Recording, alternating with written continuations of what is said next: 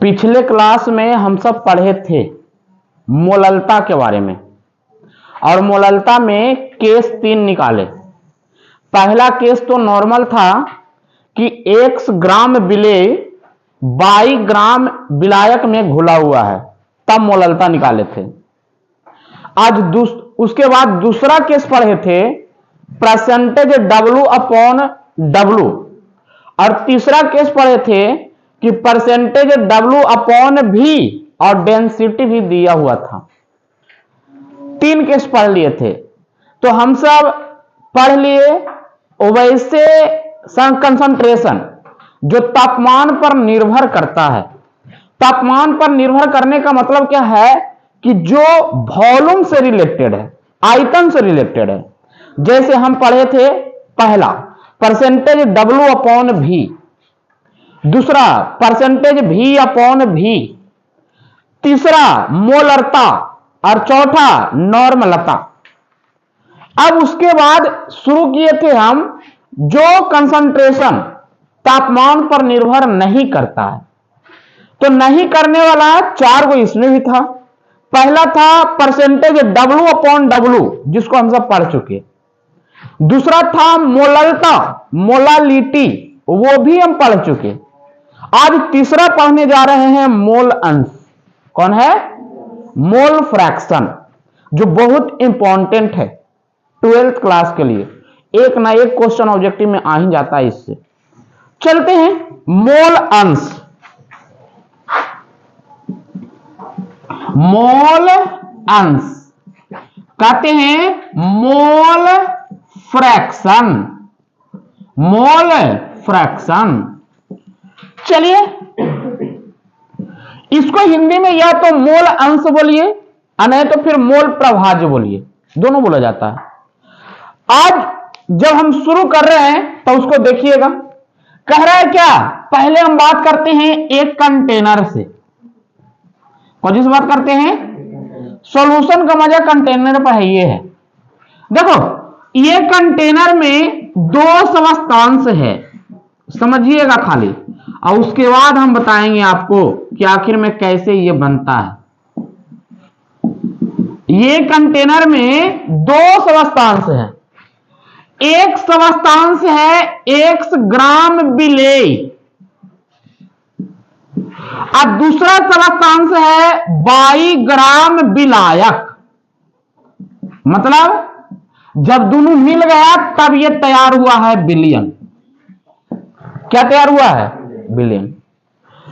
कहने का मतलब है कि एक विलयन में 2 समस्थांश हैं, एक है विलेय और दूसरा है विलायक। समझे? दोनों के मात्रा को मोल में कन्वर्ट करेंगे। जब ऊपर में मोल बोल ही दिया, इसका मतलब इसमें पूरा का पूरा मैटर मोले पर है, ना तो द्रव्यमान पर और ना तो आयतन पे, केवल कौन पे है? मोल पे है। चलो इसको मोल में कन्वर्ट करते हैं। तो हम बोले थे दिए गए द्रव्यमान में आणविक द्रव्यमान से भाग देंगे। दिए गए द्रव्यमान कितना है?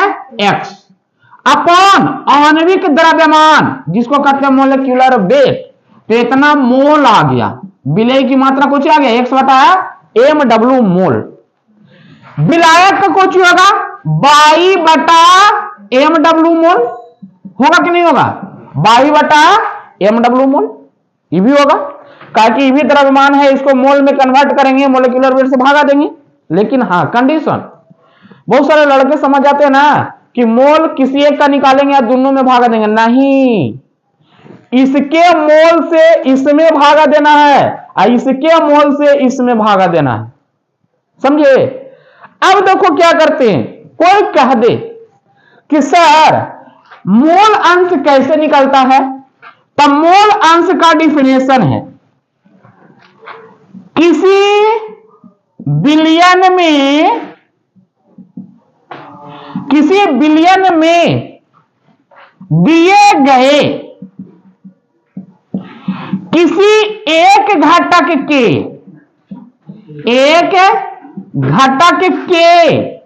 मोलों की संख्या और उसी विलयन के संपूर्ण घटक के मोलों की संख्या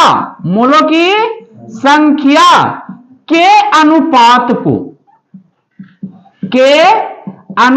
को मोल अंश कहा जाता है।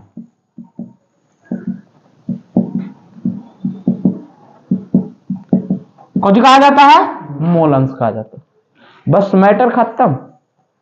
बस हम बोले क्या, मोल का खेल है। चलो, मोल अंश तथा इसे x द्वारा सूचित किया जाता है। किसी द्वारा, x द्वारा। बोल रहा है ना, किसी बिलियन में दिए गए, ठीक है ना, किसी भी बिलियन में घटक होगा, 2 होगा, 3 होगा, 4 होगा, 5 होगा, 6 होगा। हम बोले हैं 2 घटक रहेगा बाइनरी सॉल्यूशन, 3 घटक रहेगा त्रिअंगी सॉल्यूशन, 4 को रहेगा पॉलीअंगी सॉल्यूशन, माने जिसको बहुअंगी बोलते हैं। तो हमको कहने का मतलब है ना, एक घटक में चाहे एक सॉल्यूशन में चाहे जितना घटक रहे, x ग्राम विलेय, y ग्राम विलेय, z ग्राम विलेय, m ग्राम विलायक। विलेय बहुत सारा है, विलायक एगो है, सबका मोल निकलेगा। बस वही तो करना है, दिए गए द्रव्यमान में उसके आणविक द्रव्यमान से भाग दे देंगे।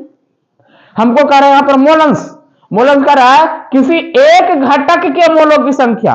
कोई एक घटक के मोल उठा लो, एक घटक में आया x/mw, एक घटक हुआ, और उसी बिलियन के संपूर्ण घटक के मोलों की संख्या। अब संपूर्ण घटक, तो ई बिलियन में क्या घटक है, 2 गो नहीं है, तो दोनों को मोलों की संख्या कुछ हो गया, x/mw प्लस y/mw। संपूर्ण हो गया कि ना हो गया। एक घटक के मोलों की संख्या अब बटा संपूर्ण, जो दोनों का योगफल था, मोल निकल गया उसका। जैसे यहां पर मोल अंश अगर निकालना चाहें, मोल अंश जिसको आप लोग शॉर्ट में x बोलते हैं, हो जाएगा एक घटक के मोलों की संख्या, मोलों की संख्या, अब बटा संपूर्ण घटक के मोलों की संख्या, मोलों की संख्या। जैसे हम और निकालना चाहें, अब कोई कह देना सर हमको मोल अंश जो निकालना है ना, x का निकालना है। किसका निकालना है? जिसको निकालना है उसको ऊपर रखो, जिसको निकालना है उसको ऊपर रखो, नीचे में दोनों का ऐड कर दो। चलो हम निकाल रहे हैं x का। इसको कहने का डिनोट का मतलब समझ रहा है? इसको डिनोट का मतलब है कि x का मोल अंश निकल रहा है, x का, इसका मोल अंश निकल रहा है। ये मोल अंश बढ़ गया x ना हुआ, तो x का मोल अंश कुछ हो गया। ध्यान देना, हम बोलते हैं, इसको जानते हैं, मोलों की संख्या को अगर डिनोट करना है ना, तो इसको NS या NX से डिनोट करेंगे। कुछ डिनोट करेंगे, n मतलब मोलों की संख्या, n मतलब कुछ की संख्या, मोलों की संख्या। तो NX बराबर क्या होगा, x/mw। यहां पर शॉर्ट में भी नहीं लिखते, अभी लॉन्ग में लिखते हैं। चलो, x के मोलों की संख्या, मोलों की संख्या, कोई दिक्कत है बुआ? अब बटा, हम x से क्या निकाल रहे हैं, हम x से का भागीदारी नहीं है, x के मोलों की संख्या अब बटा y के मोलों की संख्या, अब प्लस होगा कि नहीं? बोले ना संपूर्ण घटक के मोलों की संख्या, तो क्या इस बिलियन में खाली y है, कौन है? प्लस x के मोलों की संख्या, मोलों की संख्या। क्या कोई दिक्कत है? इसी को शॉर्ट में जानते हैं कैसे लिखते हैं, x बराबर nx बटा nx प्लस ny। समझ में आ रहा है ना? फॉर्मूला निकल गया, यही फॉर्मूला है दोनों।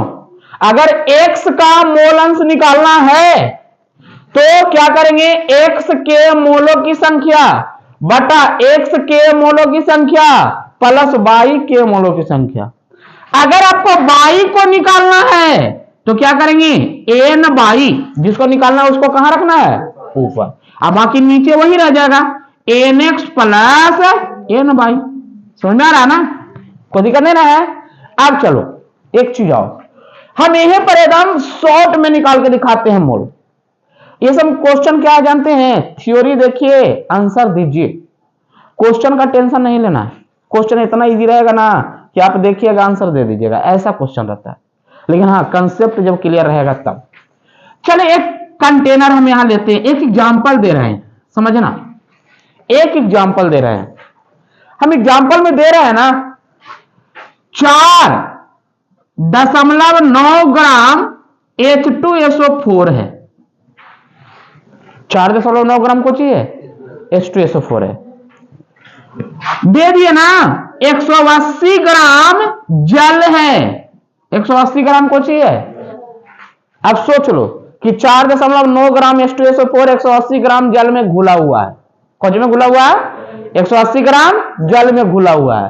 तब बताओ कह देगा ना कि H2SO4 के मोलों की संख्या क्या होगा, कह देगा जल के मोलों की संख्या क्या होगा, H2SO4 के मोल अंश क्या होगा, जल के मोल अंश क्या होगा, तो सब चीज निकाल सकते हैं। अगर कह देगा H2SO4 के मोलों की संख्या तो क्या करेंगे, दिए गए द्रव्यमान में आणविक द्रव्यमान से भागा देंगे। 4.9 अब बटा आणविक द्रव्यमान 98 होगा कि नहीं होगा, इसका मतलब 4.9 बटा 98 मोल निकल गया। इसका अगर निकालेंगे तो क्या इसको नहीं निकाल सकते हैं, 180 बटा 10 सॉरी 18, जल का कितना होता है 18। आणविक द्रव्यमान तो पहले क्लियर कर लो। देखो तो हम H2SO4 का आणविक द्रव्यमान निकालते हैं, हाइड्रोजन 2 गो है, 2 गुना 1 प्लस सल्फर 1 गो है, सल्फर का 32 प्लस ऑक्सीजन 4 गो है, ऑक्सीजन का 16, जब जोड़ देते हैं तो 98 आ जाता है। जोड़ के देखो आता है कि नहीं आता है, इतना करना एग्जाम में नहीं है, कुछ कुछ को तो कंठस्थ क्लियर कर लेना है। आ गया ना, H2O के निकाल के देखो, हाइड्रोजन 2 गो है, 1 होता है, ऑक्सीजन 1 गो है, 16 होता है, 16 2 कितना आ गया 18 हो गया। यहां पर निकाल सकते हैं हम, निकाल लें देखो NH2SO4 बराबर कितना आ जाएगा 4.9 बटा 98, इतना मोल आ गया। क्या देगा NH2O बराबर 180 बटा 18, आया कि नहीं आया। क्या बोले थे बुआ, यहीं पर ना बोले थे कि जिसका मोल निकालना है उसी के आणविक द्रव्यमान से भागा देंगे का। अच्छा यहां पर हम 98 से भागा नहीं दे सकते थे, नहीं दे सकते थे, गलत हो जाए। अरे H2SO4 का आणविक द्रव्यमान 98 होता है तो 98 से भागा दिए, H2O का आणविक द्रव्यमान 18 होता है तो 18 से भागा दिए, कुछ और रहता तो उसके आणविक द्रव्यमान से भागा देते, मोल निकल जाता। अब मोल अंश निकालना है तो किसका निकालना है, सल्फ्यूरिक अम्ल का निकालना है कि जल का निकालना है। सल्फ्यूरिक अम्ल का निकालना है तो सल्फ्यूरिक अम्ल को ऊपरे रखेंगे या नीचे, दोनों को जोड़ देंगे। अगर जल का निकालना है तो जल को ऊपरे रखेंगे, नीचे दोनों को जोड़ देंगे। चलो अगर हमको कह दे कि सर XH2O निकालिए तो XH2O, तो XH2O मतलब किसका निकल रहा है, जल का। तो जल का आणविक द्रव्यमान कितना है 180 बटा 18, अब बटा, समझ आ रहा ना, बटा क्या जी 180 बटा 18 अब प्लस 4.9 बटा 98।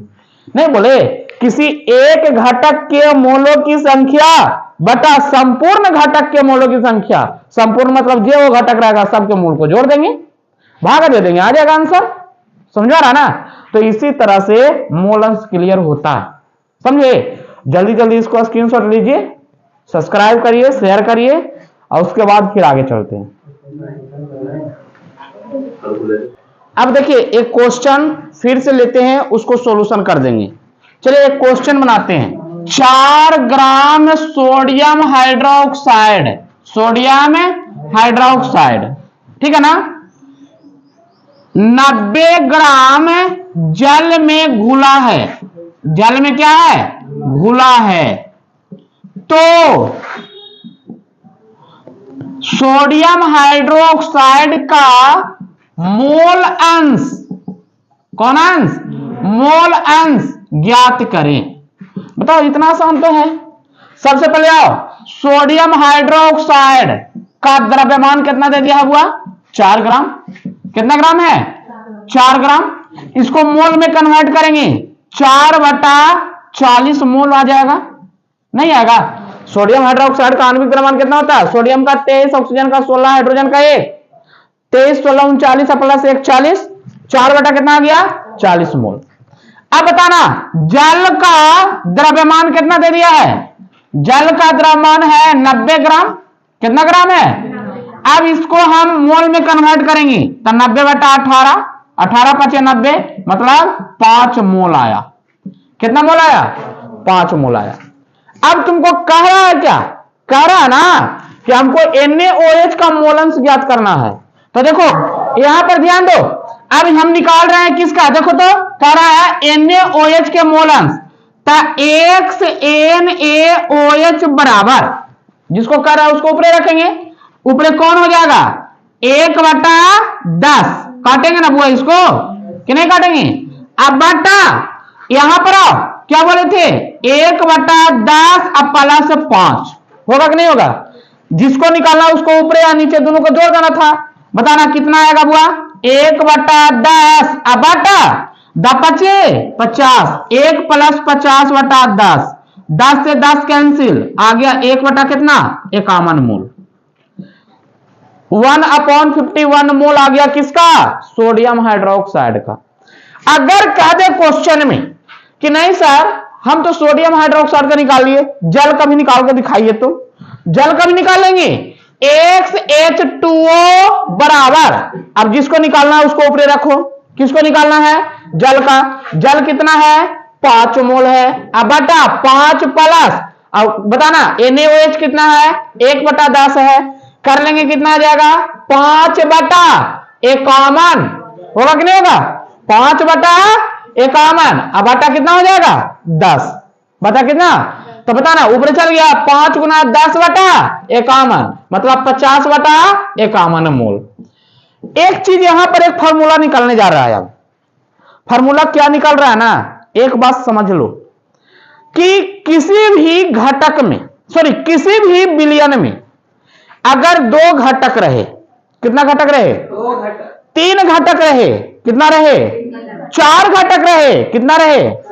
तो एक बात ध्यान में रखना, सभी का योगफल 1 के बराबर होगा। सभी का योगफल क्या बराबर होगा? हम यहां पर 2 घटक ले रहे हैं, एक ले रहे हैं वाटर, एक ले रहे हैं NaOH। हम मानते हैं कि NaOH के A मान लेते हैं और जल को B मान लेते हैं। तो एक बात जब समझना, एकदम नोट है, अब परफेक्ट नोट है बुआ। नोट क्या कहता है ना कि किसी भी विलयन में 2 घटकों के मोलांशों का योगफल 1 के बराबर होता है। कितना के बराबर होता है? देखो 2 घटक के मोल अंश का योगफल 1 के बराबर होता है। कितना के बराबर होता है? 1 के बराबर होता है। इसमें जानते हैं टाइम बचा दिया आपको।